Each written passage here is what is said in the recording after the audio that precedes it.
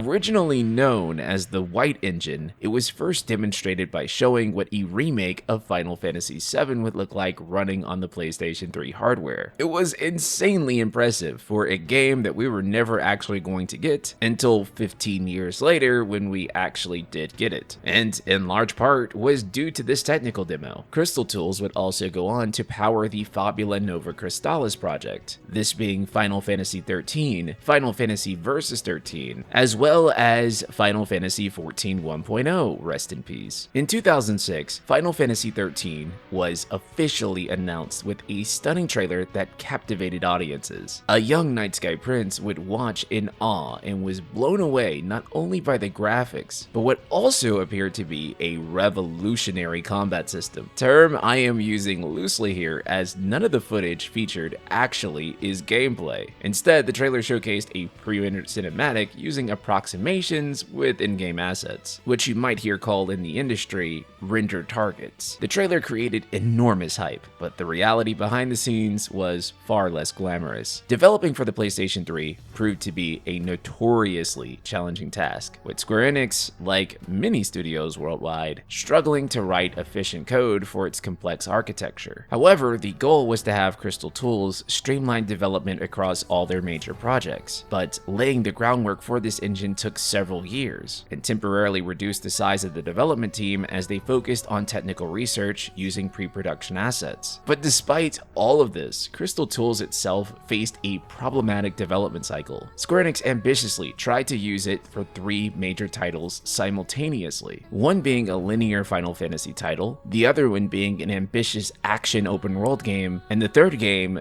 being an MMORPG. Final Fantasy XIII director Motomu Toriyama explained, "Because we were so focused on creating an engine for next-gen hardware that could be utilized across all platforms, we made the mistake of trying to accommodate every single project that was in progress at the time. In hindsight, it should have been obvious that it would be impossible to fully satisfy all these needs. As a result, we spent a considerable amount of time prioritizing all the different requests and ended up not being able to determine the final spec requirements. This created a standstill between the engine and game development teams, because if the engine specs couldn't be finalized, neither could the games. As debates continued without resolution, the timetable was also affected. Eventually, Square Enix decided to prioritize Final Fantasy XIII's need for the engine, allowing its development to move forward.